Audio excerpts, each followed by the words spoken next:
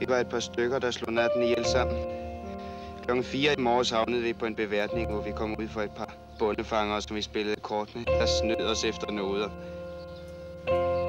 For dejlige typer, vældig tiltalende. Jeg sad mest og halvsov. Imens arbejdede jeg med et motiv. Jeg har det i hovedet endnu. Der kunne blive en symfoni ud af det, hvis jeg kunne tage mig sammen til det.